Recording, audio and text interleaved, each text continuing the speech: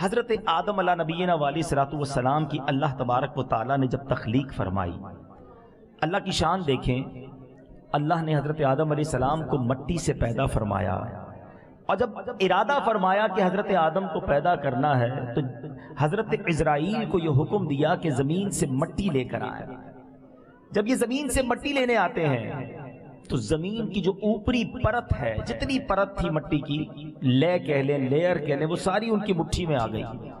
حکم خداوندی کے مطابق حضرت عزرائیل جب وہ مٹھی لے کر آتے ہیں مٹی کی، 60 رنگوں کی اور مختلف کیفیتوں کی وہ مٹی ہے، سرخ، زرد، نرم، سخت، تلخ و شیریں، نمکین اور پھیکی، یہ ساری کیفیتوں والی مٹیاں تھیں۔ سبحان اللہ۔ اب یہ وجہ یہ ہے، تفسیر ساوی میں ہے کہ آپ دیکھتے ہیں ہم سب آدم کی اولاد، کوئی میٹھا ہے، کوئی نمکین ہے، کوئی کڑوا ہے، کوئی کالا ہے، کوئی گورا ہے۔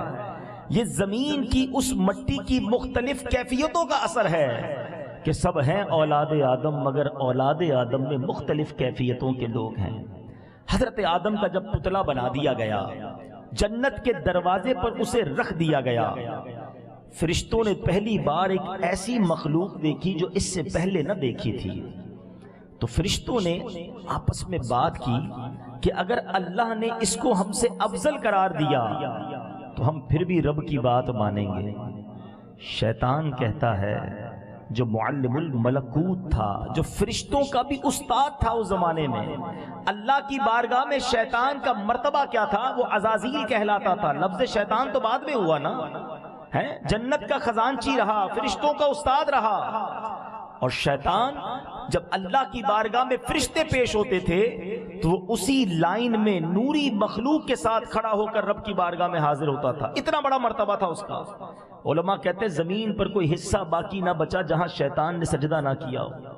اتنے 1000 سال رب کی عبادتیں کی، مگر شیطان کہتا ہے اگر اس کو مجھ پر مقدم قرار دیا گیا تو میں نے اپنا سربراہ، میں نے اپنا سردار اس کو نہیں ماننا۔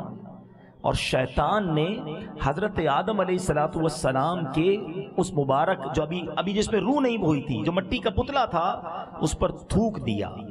تکبر میں آ کر، غرور میں آ کر اس پتلے پر تھوک دیا۔ اب میں بڑی عجیب بات بتانے جا رہا ہوں۔ تفسیر روح البیان میں مفتی صاحب لکھتے ہیں کہ جو میری اور آپ کی ناف میں جو جگہ ہے نا، یہ پہلے یہ ناف کا سوراخ نہیں تھا۔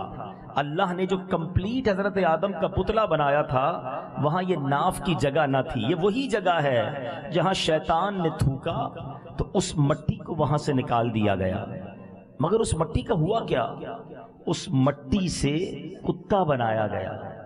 علماء کہتے ہیں کتے میں 3 چیزیں ہوتی ہیں، انسان کے قریب بھی ہو جاتا ہے، مانوس بھی بڑا ہوتا ہے، ساری رات جاگتا ہے اور کبھی کبھی کاٹ بھی لیتا ہے۔ فرمایا یہ 3 چیزوں کا اثر ہے۔ بنا انسان کی مٹی سے ہے، اس لیے انسان سے سب سے زیادہ قریب جانوروں میں کتا ہو جاتا ہے۔ ساری رات کیوں جاگتا ہے؟ جبریل امین کے اس مٹی پر ہاتھ لگے ہیں، اور کاٹتا اس لیے ہے کہ شیطان کا تھوک بھی اس میں شامل ہے۔ بہرحال اب حضرت آدم کی اس پتلے کے اندر روح کو داخل کیا گیا۔ پہلا جملہ جیسے ہی زبان تک روح پہنچی، ناک تک روح پہنچی، آپ کو چھینک آئی، آپ کی زبان سے جو پہلا جملہ نکلا الحمدللہ، اور رب عز و جل نے جواب دیا یرحمک اللہ، یعنی اللہ تجھ پر رحمت نازل فرمائے۔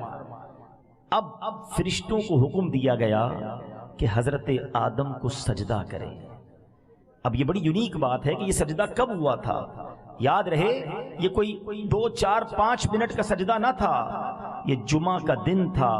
اور جب فرشتوں کو سجدے کا حکم دیا گیا تو سب سے پہلے حضرت جبرائیل سجدے میں چلے گئے، پھر حضرت میکائیل گئے، حضرت اسرافیل گئے، حضرت عزرائیل، اور پھر سارے مقرب فرشتے سجدے میں چلے گئے۔